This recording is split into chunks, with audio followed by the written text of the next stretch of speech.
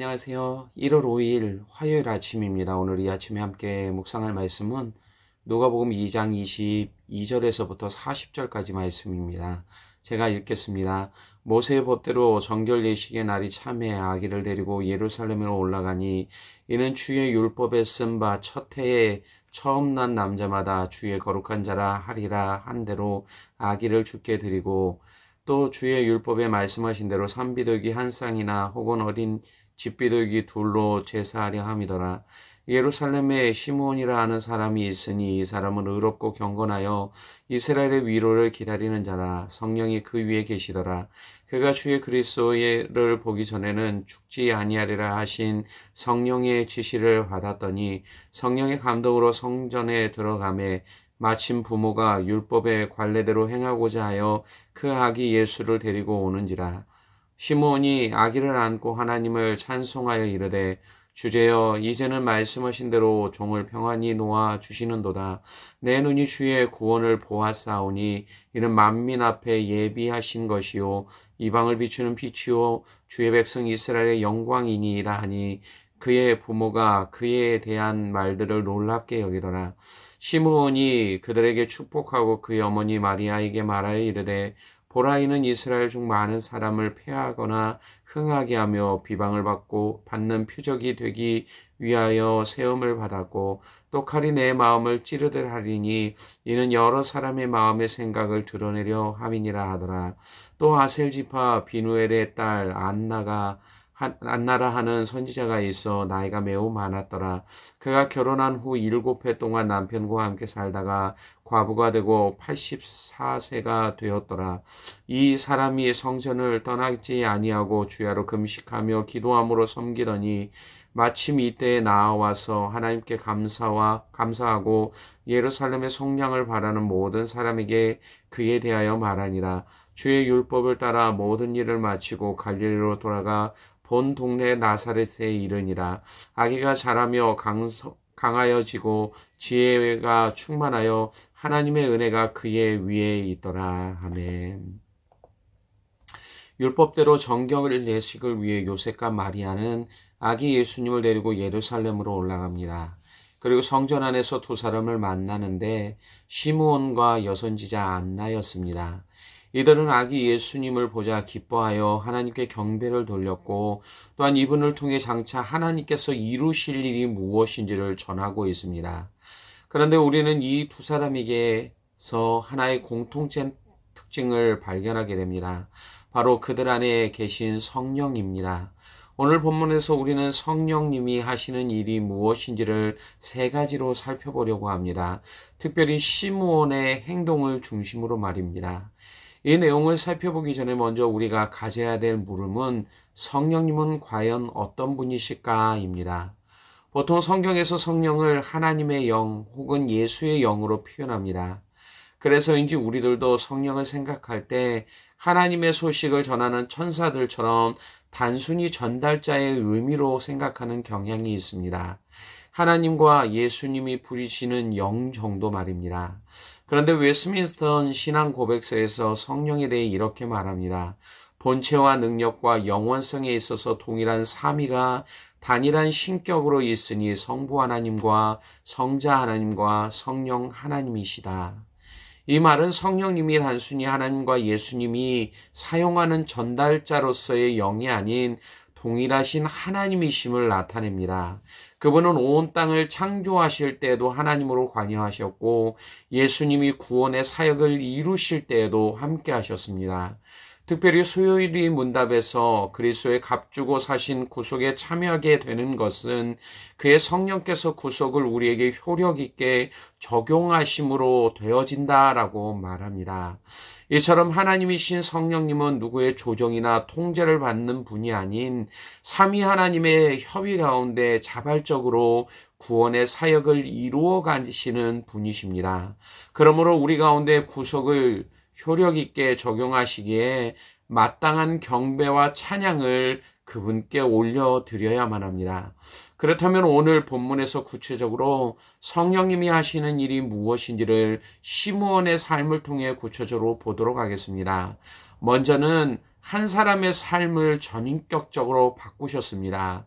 25절에 시므온이 어떤 사람이었는지 이렇게 말하고 있는데, 이 사람은 의롭고 경건하여 이스라엘의 위로를 기다리는 자라. 성령이 그 위에 계시더라. 그가 가진 특징적인 두 가지 모습은 의로움과 경건함입니다. 먼저 의롭다라는 표현은 그의 삶이 다른 사람들과 달랐다라는 것을 나타냅니다. 사도 바울은 로마서 3장 10절에 의인은 없나니 하나도 없다라는 말로 사람들이 가진 보편적인 특징을 말합니다. 이것은 땅에 있는 모든 사람들을 향한 하나님의 평가이기도 합니다. 그런데 시므온을 가리켜 의로운 사람이었다라고 표현합니다. 그리고 그 이유가 성령이 그 위에 계시기 때문이다라고 말하고 있습니다. 성령이 그 위에 계신다라는 말은 그분의 인도하심 속에서 그분과 동행하는 삶을 살았음을 말합니다. 시므온은 성령의 임재 가운데 성령 충만한 삶을 살았고 그 가운데 하나님의 뜻을 지킴으로 의로운 자라는 평가를 받았던 것입니다. 그의 또 다른 특징은 경건함입니다. 사도 바울은 디모데후서 3장 5절에 경건의 모양은 있으나 경건의 능력을 부인하니 이 같은 자들에게서 내가 돌아서라 라는 말을 합니다. 이것은 세상에 있는 사람들이 하나님을 대하는 태도입니다.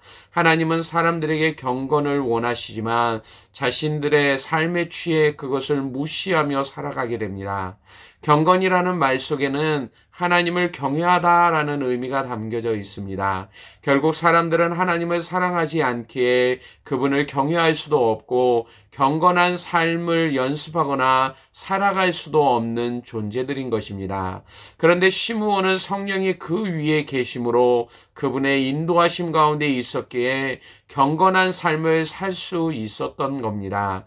그의 삶을 변화시킨 성령의 역사하심이 그에게 이 크고 놀라웠고 위대한 삶을 살아갈 수 있도록 만들었던 것입니다. 둘째로 성령님은 변화된 자의 삶 속에서 여전히 인격적인 교제를 이루고 계십니다.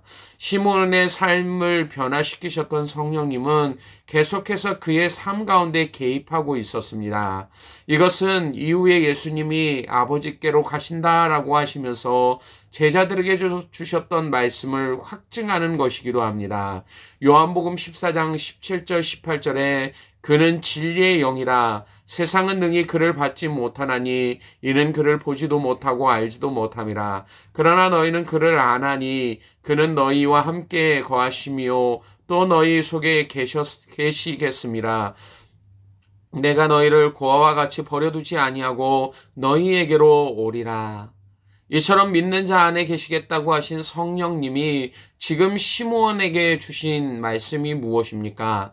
26절에 그가 주의 그리스도를 보기 전에는 죽지 아니하리라 하는 성령의 지시를 받았더니 놀라운 약속을 그의 삶 가운데 주셨습니다. 지금까지 이스라엘이 그토록 기다려왔던 메시아를 보게 될 것이라고 성령께서 시므온에게 지시하셨습니다.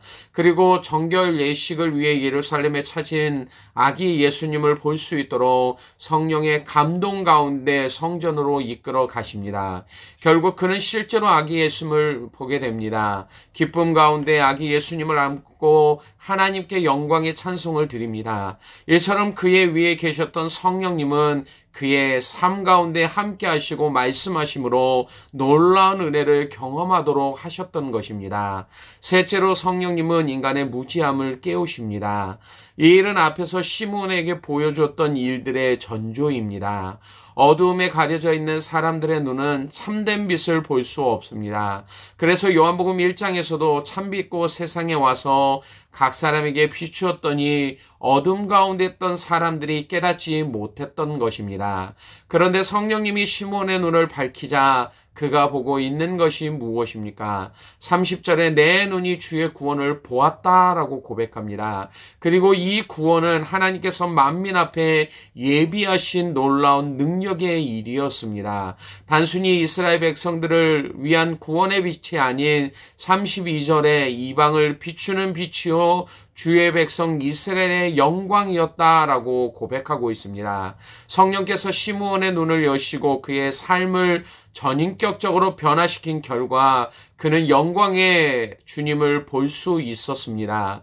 그분이 이루실 놀라운 구원의 역사를 보며 기뻐하며 즐거워할 수 있었습니다. 성령님은 여전히 우리 가운데 이 일을 행하고 계십니다. 우리의 무지함을 열어 참된 것을 분별하도록 하십니다. 그리고 그분을 가리켜 지혜의 영 혹은 계시의 영으로 부르고 있습니다. 시므온의 삶의 구원을 통해 이루신 성령의 역사하심은 여전히 우리에게도 필요함을 나타내고 있습니다. 소망 없는 이 땅에서 참된 빛이신 예수 그리스도를 볼 수 있도록 하기 때문입니다.